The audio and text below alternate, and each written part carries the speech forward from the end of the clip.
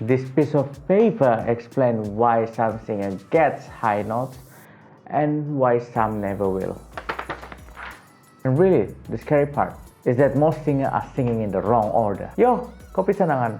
Welcome back to my YouTube channel. I'm seeing a lot of new faces here. Thank you. Welcome to the YouTube channel. This is me, Leo. Not really going to use my teacher's personality here. No, we're just friends talking to each other. Okay, I'm just sharing some things that I've learned along my career as a vocal coach. That's about it. And I'm also planning to do some more vlogs here. So if you fancy the content, please have a seat, subscribe. Okay. Now let's talk. A few days ago, I did the first lesson for my student, and bear in mind that this student is actually an advanced singer. She is already able to sing and was attending more than a year of vocal lesson before becoming my student, and she is very good. And then we started the lesson, and the first thing that I did is actually doing a major overhaul on her voice. I know it sounds horrible, but it's not. I had to do that because I needed to know where she is currently with her overall capabilities in singing. And it's also, most importantly, because I need to identify the gaps between her previous lesson and the lesson that she's about to begin with me. If there's one thing that you should know about me, is that I do not like to make students start from zero again. I'd rather continue from where they are. And while doing that, I realized that most singers think they're stuck because they think they needed another exercises or maybe another warm-up, another vocal trick. But honestly, after teaching for a lot of years, I realized something. Most of them are not stuck because of the lack of information. They are stuck because they are learning in the wrong order, or most importantly, they skipped a few steps that actually makes them feel stuck. So today, I had to interrupt our high note series because what I'm about to share to you is very fresh out of the oven. And this video today might be the most important videos that I've made today. Pick up your pens and paper, take notes, okay? Now, I'm going to warn all of you guys out there. Passaggio, resonance, chord closure, head mix, chest mix. You're probably thinking, bro, what language are you using? You can Google them or subscribe. Just subscribe, because eventually I'll be making videos about all of these topics that I've just said just now. Seriously, I have about 100 episodes sitting around right now, in my notes, okay? So one of them is probably what you're looking for. So if you love your voice, subscribe. Alright, let's begin. Now what I'm going to share to you guys is the roadmap that I use to develop students. I've taught students as young as 4 years old and as young as 75 years young. It's different people, different timelines, different progress, but surprisingly, the order they learn singing is very similar. Let's go.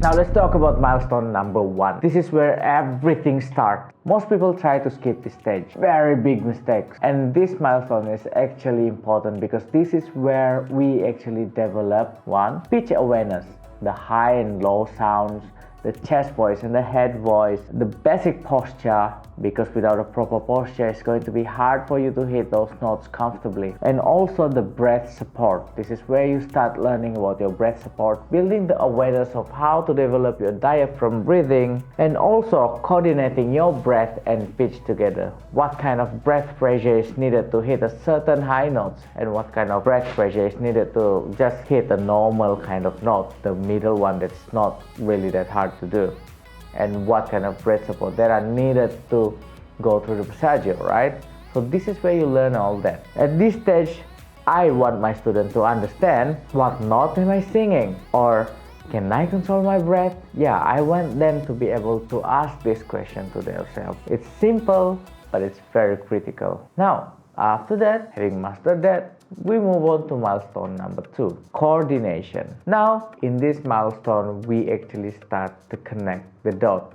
This is where we start connecting things together. And this is where singing begins to feel a bit more natural.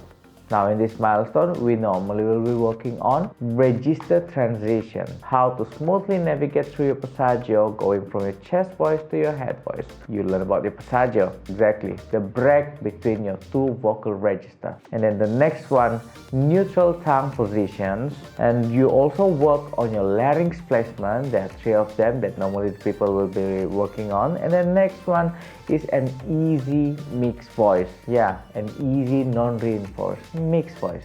And we talk a lot about that in this channel, right? By this video, you should have already be able to tell what types of voice you need to use, okay? In this section, we do not want to have all those heavy lifting types of things, okay?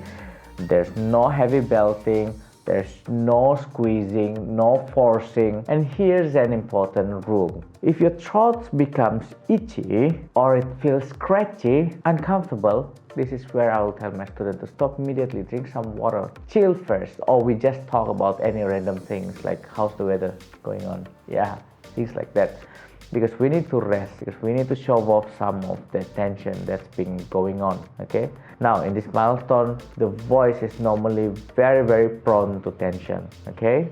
So, at this stage, the goal is very simple. Number 1, no tension, and then it's relaxed and easy. Almost like an open throat classical style singing, okay? It should feel very freeing, like your voice is just levitating. Okay, yeah, that's it for milestone number 2. Now we talk about milestone number 3, which is control. Now this is where students start to sound better. In here, students will be introduced with resonance, placement awareness, vocal fry awareness, and then they'll get introduced to compound exercises. Now it depends, okay?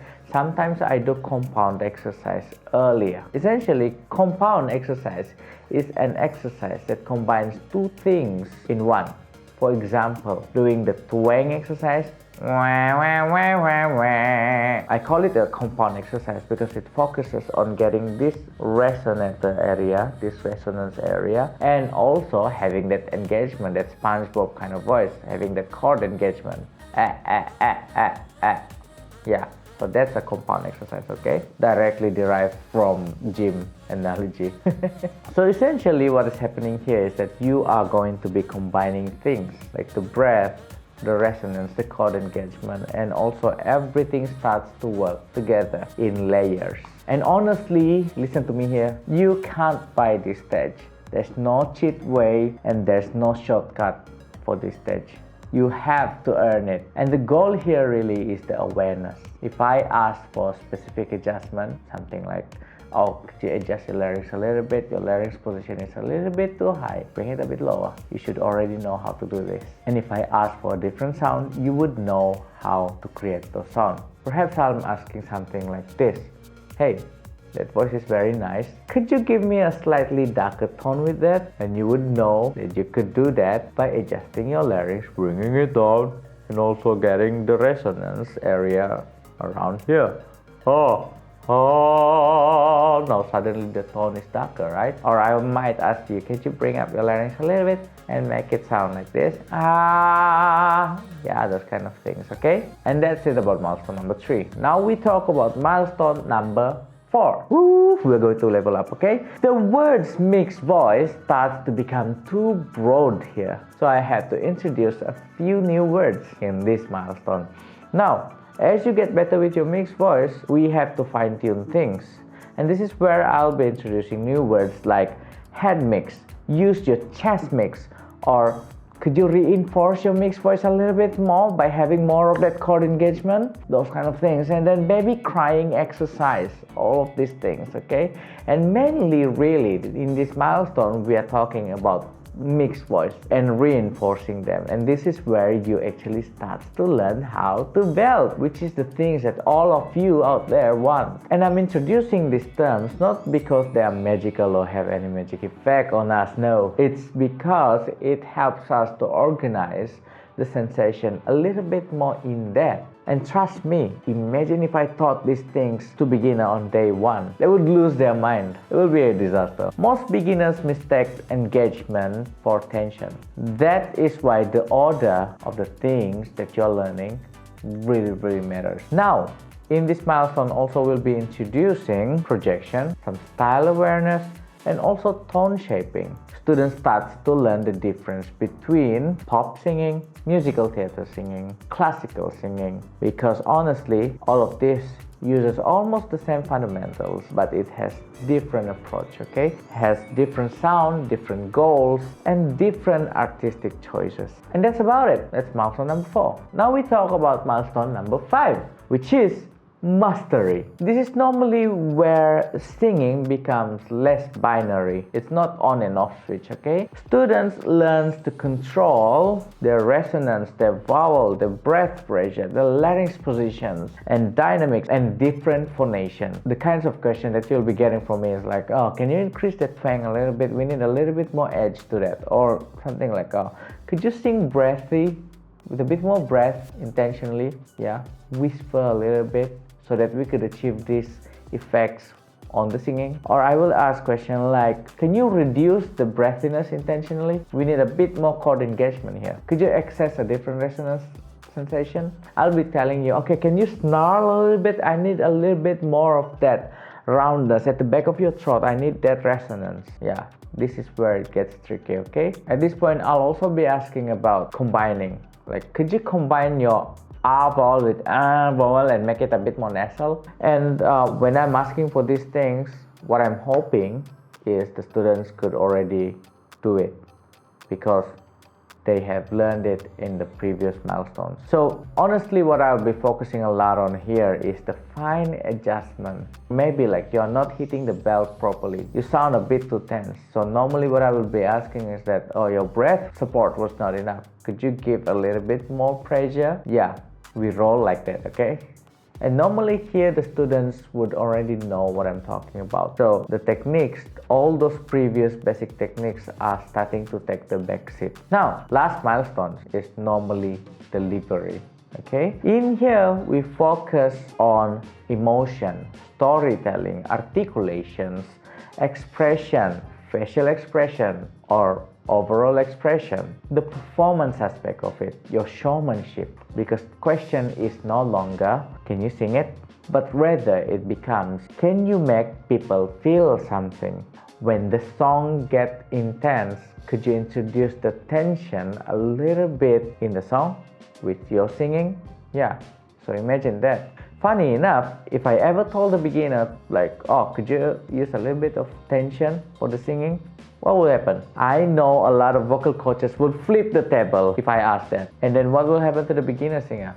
They're going to get confused. But here, at this milestone, this last milestone that we're talking about, the tension becomes an artistic choice, not technical limitations anymore. So it's a very huge difference, okay? Now, the last level, experimental vocals. Now, this right here is my personal playground. You know why?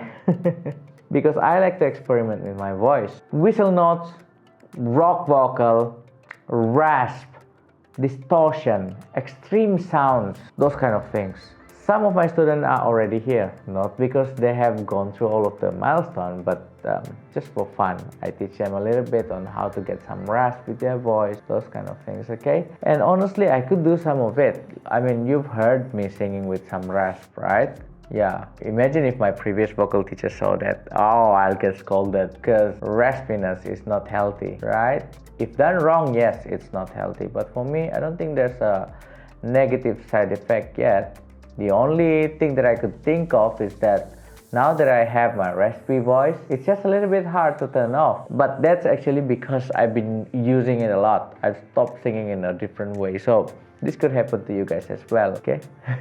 And honestly, in this level, this is where the exciting things happen. Imagine you're able to do like, ah, whoa.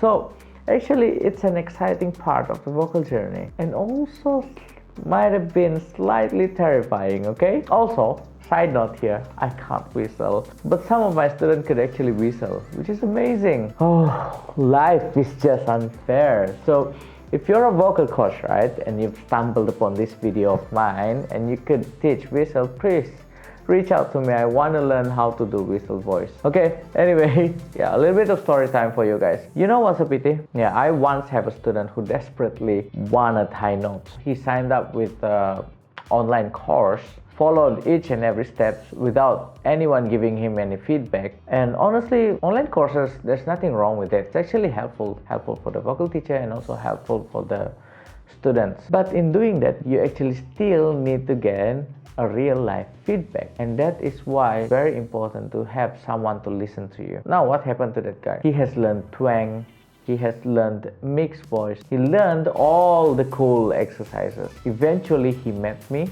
Then we did a lesson for a few months, and I've realized that he never actually developed a head voice. So his mixed voice becomes incredibly heavy and everything sounds very forced. Imagine building a second floor of a house without first building the first floor or any of the foundation. It would have been crazy if you ask me.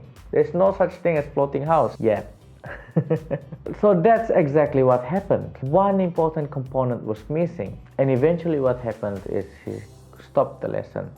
Yeah, because he got too busy. And I genuinely wished he stayed for a longer time, because honestly I do care about my students and fixing it was possible. It just requires patience and a very long time, because you and I know, right? Habits die hard. It's not easy to undo habits, especially on a short time. So I wish if there's one key takeaway that you could learn from this whole thing is that you have to know where you are currently with your progress, so that you would know what to expect next, or you would know what gap you've left behind. If you're struggling with high notes, maybe, just maybe, the answer isn't another exercises. Maybe you're just simply standing on top of the wrong stage of the journey. And that's okay, actually. Who doesn't do that, right? I did it a little bit, but I snapped out of it quickly because I realized it's not working. I mean, it's totally okay, because now you know where you are from watching this video. I've given you a little bit of insight into the whole roadmap of how the singing voice is developed. And trust me, the goal in singing is not to rush. The goal is to build a voice that lasts a lifetime. And trust me, it does take time, okay? But yeah, I have a lot more coming. So hit the like button. I need a thumbs up from you guys. And also I need you to punch the subscribe button. Now sing for me. Thank you. Bye.